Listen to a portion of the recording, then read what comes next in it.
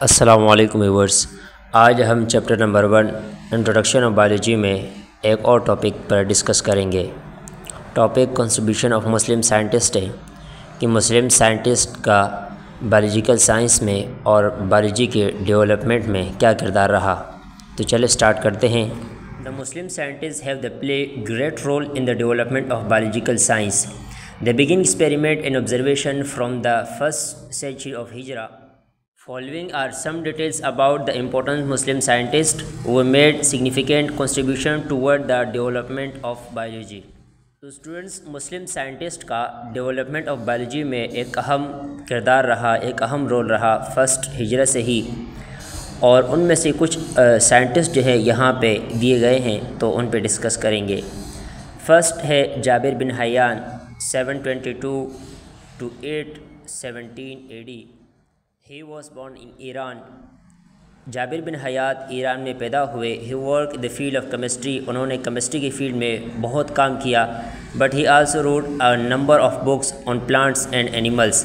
اور اس کے علاوہ انہوں نے اینیملز اور پلانٹس پہ بہت ساری کتابیں لکھی۔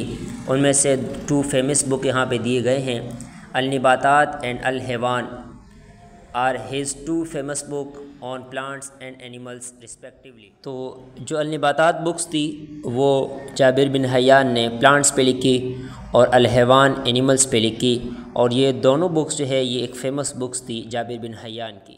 سیکنڈ ہے ہمارے پاس عبد الملک اسماعی 741 to 828 AD. He was great zoologist and wrote many books on animals like Al-Khali on horse, Al-Abil on camels, Al-Shat on sheep, Al-Wahush on wild animals, and Khalaq al-Insan on the different parts of human body and their function. عبد الملک اسماعی کا بھی development of biology میں ایک اہم کردار رہا۔ یہ ایک بہت بڑے زولوجسٹ تھے، یعنی ماہر حیوانیات تھے، جانوروں سے ریلیٹڈ ان کے پاس بہت زیادہ انفارمیشن تھی۔ انہوں نے بہت ساری بکس لکھی۔ انہوں نے الخیل ہارس سے ریلیٹڈ لکھی، جو گھوڑوں کے اوپر لکھی، الابیل اونٹوں کے اوپر لکھی، الشیٹ بیڑوں سے ریلیٹڈ لکھی، اور الوحوش ویلڈ اینیملز یعنی باقی جو اینیملز ہے ان سے ریلیٹڈ لکھی، اور خلق الانسان جو ہے وہ انسان کے اوپر لکھی۔ اور اس میں اس سائنٹسٹ نے عبد الملک اسماعی نے مختلف پارٹس کا ذکر کیا ہیومن باڈی کا، اور اس کے فنکشن کا بھی ذکر کیا، جیسے کہ ہارٹز ہے، لنگس ہے، کڈنی ہے، اور ان کے فنکشن کیا ہے۔ جیسے ہارٹ ایک مسکولر پمپنگ مشین ہے، کڈنی جو ہے ایکسکریٹری آرگن ہے، ایکسکریٹری سسٹم کا مین آرگن ہے۔ تو خلق الانسان میں مختلف پارٹس کے بارے میں انہوں نے بتایا اور ان کے فنکشن بتائے۔ تھرڈ سائنٹسٹ ہمارے پاس ہے ابو علی سینا۔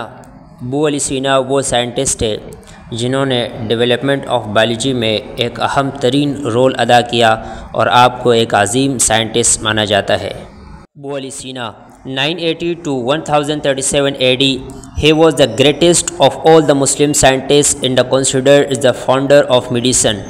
آپ کو مسلم ورلڈ کا ایک عظیم سائنسدان مانا جاتا ہے، اور آپ کو میڈیسن کا بانی بھی کہا جاتا ہے، اور اسی وجہ سے آپ کو مغرب کا ایویسینا بھی کہا گیا۔ He is called as Avicenna in the West. He identified many diseases like tuberculosis and meningitis and their such as inflammation. He also worked in the field of mathematics, astronomy, physics, paleontology and music. ابو علی سینا نے بہت ساری بیماریوں کے بارے میں بتایا، جیسے کہ ٹیوبرکلوسس یعنی ٹی بی، اور میننجائٹس جو ہے یہ گردن توڑ بخار، اور بہت ساری بیماریوں کے بارے میں انہوں نے بتایا۔